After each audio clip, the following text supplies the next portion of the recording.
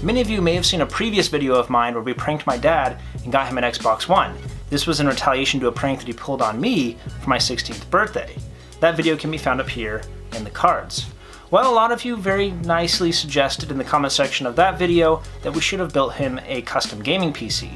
Well, custom gaming PCs are usually significantly more expensive than a console, especially now since the Xbox is retailing for about $250. But considering it is Father's Day, we decided to do it once again and build him a gaming machine of his very own. So what is going in this gaming PC? Well, we gave ourselves a budget of $1,000, and technically you could squeeze in a GTX 1070 for that price, but considering the games that he plays, namely older real-time strategy games, a GTX 1070 is definitely way overkill, so we decided to still keep the $1,000 budget, but to spend it on things that he might appreciate more than the extra performance that he's not really going to use. First and foremost, the motherboard that's going to be in there is this Strix Z270 motherboard. We are going with the newest Intel chipset, and this Strix motherboard is a really awesome entry into the platform. It has a little bit of RGB lighting. It also has the Aura Sync enabled, so it has a couple of headers on there that you can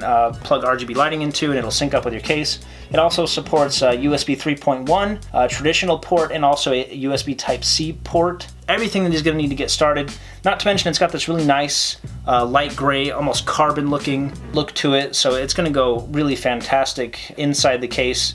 It's a great starting point for this build. The CPU we're going with is, like I said, Intel's newest chipset, the i5-7600K.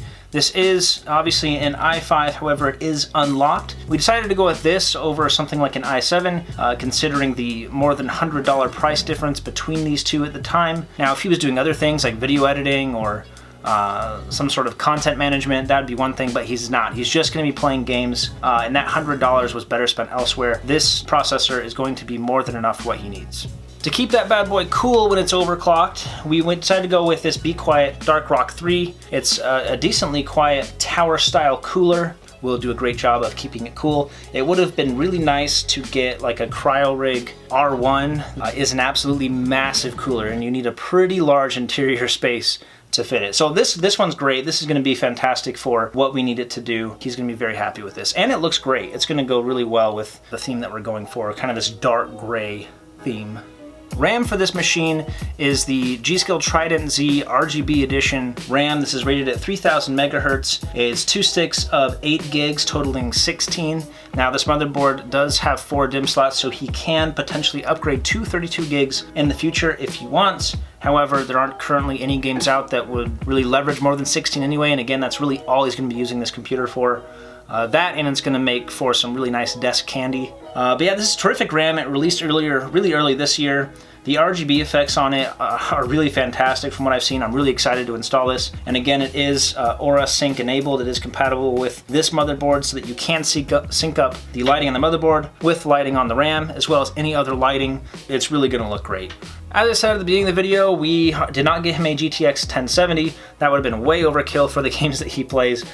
Even with his 1440p display, it just would have been way overkill. This will definitely give him a significant amount of headroom if he does want to get into newer games. 1440p, he may not be able to play on ultra settings, but definitely high settings will be able to push that 1440p display. I did want to show some love for Red Team and buy an RX 580 with 8 gigs of RAM. It would have been comparable in both benchmarks, performance, and also in price to this card. However, I cannot find a single card anywhere. People are buying them by the truckload. And from what I hear, it's not that there's a huge gaming demand for them, it's that people are using them for mining purposes. I don't know the exact details surrounding it, but essentially there's a huge shortage, and at the time of recording, they were impossible to find. Yeah, it looks great, performs great. What else can you ask for?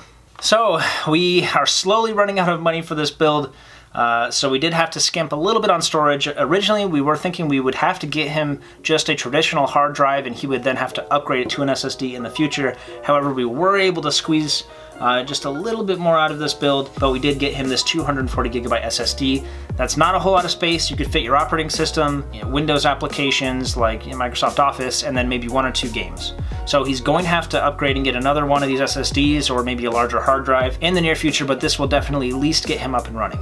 And then finally, to power this And then finally, to power this machine is this power supply by Corsair, the CX550. This is a newer power supply, apparently just released this year. This is something that I really like. They actually colored the ends of the cables black. And I think a lot of people would agree with me in saying that the only reason I got a modular power supply for my build is because I couldn't find any non-modular power supplies that weren't colored ketchup and mustard. Like if you just use black sleeving, I'd be way more inclined to buy a non-modular power supply, especially because the case we're using has plenty of room to stuff all these cables, because the cables cannot be disconnected since it's non-modular, so you do have to find somewhere for those cables to sit. Terrific buy, highly recommend.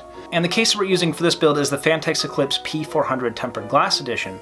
This is probably the best looking case that I've worked in thus far. As you could tell from the name of the case, it is a tempered glass edition. It has one entire panel that isn't a panel at all, it's just one giant sheet of tempered glass. It looks absolutely amazing. I did a full review on this case.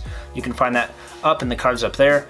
I'm super excited to work in this case. It comes with RGB lighting on the inside, it comes with an RGB strip, also illumination on the front logo, and also the power button, and that all syncs up again with the motherboard. So the motherboard, the RAM, the case lighting, the ambient lighting on the outside, and any other enabled peripherals he wants to add later, that's all gonna be synced up. It's gonna look absolutely fantastic. I'm super excited. It's going to be up on display on his desk, and I think he's just going to love it. And if you want to know where to find the parts that are listed in this video, you can check those out in the description below. That's essentially it. I'm very excited that we get to do this for my dad. He definitely deserves it. You know, we should all appreciate our dads, or at least our, parental figures, more than just once a year, but at least once a year we get to justify doing something special for him. So let's go ahead and cut to the build.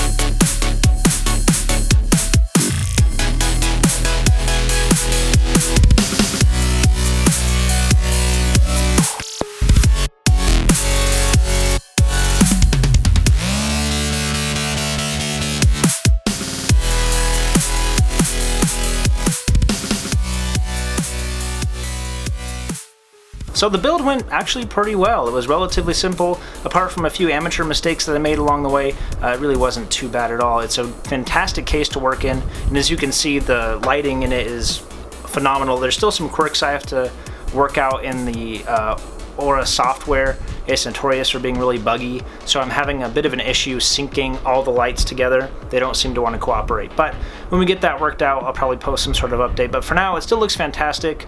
I just kind of put a light blue on everything except for the RAM, which is kind of alternating those different colors, which is pretty neat. So it's fine for right now. I did put a slight overclock on the CPU, 4.5 gigahertz, which is really a walk in the park for this guy. Most people are getting 4.8, 4.9, some even over 5.0. So I just wanted to put a little bit of an overclock, something I didn't really have to test too much to know it was safe. Same with the GPU. I put it in OC mode and just kind of did a slight clock above that. So stay tuned for part 2 when we actually give him the computer and you get to see his reaction. Thank you again for watching, and I will catch you guys in the next one.